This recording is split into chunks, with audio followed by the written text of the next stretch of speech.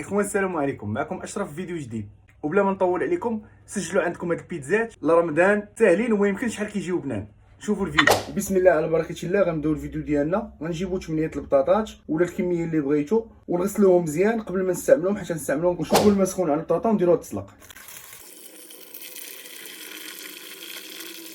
ومن بعد ما تسلقات لينا البطاطا ديالنا غنجيبوا لاطون نحطوا فوق منها بابي كويسون وناخذوا شويه الزيت وندهنوا الكاغط ديالنا. ونبداو ناخذوا البطاطا ديالنا بهذا الشكل، نحطوا فوق منها بابي كويسون ونجيبوا طبسيل بحال هذيك والقاع ديالو عريض ونبداو نعسوها بهذه الطريقه.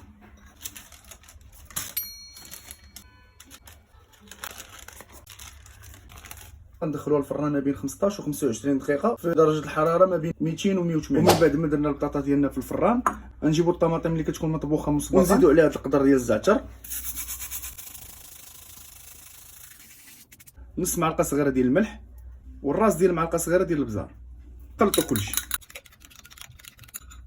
ونجيبوا البطاطا ديالنا من بعد ما تحمرات ولات على هذا الشكل. ناخذوا المطيشه اللي خلطنا ونبداو نحطوها على هذا الشكل هذا.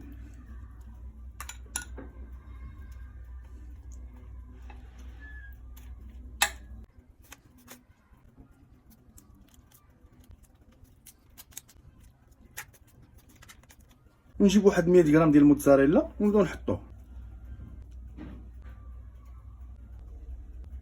وندخلوها الفران ندوبو الفرماج ونقدموها بالصحه والراحه. والبيتزات ديالنا هما هادو كيجيو على هاد الشكل، بنينه وصحيه وبلا لاباط. بسم الله.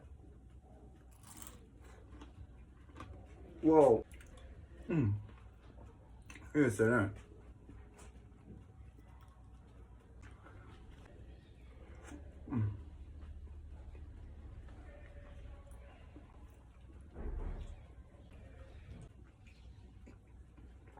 يعني خفيفه وصحيه وتجي في الطبله ديال رمضان معتبره. يا سلام، جربوها وردوا عليا. وحتى لهنا غنكونوا ساليين الفيديو ديالنا وبصحه وراحه.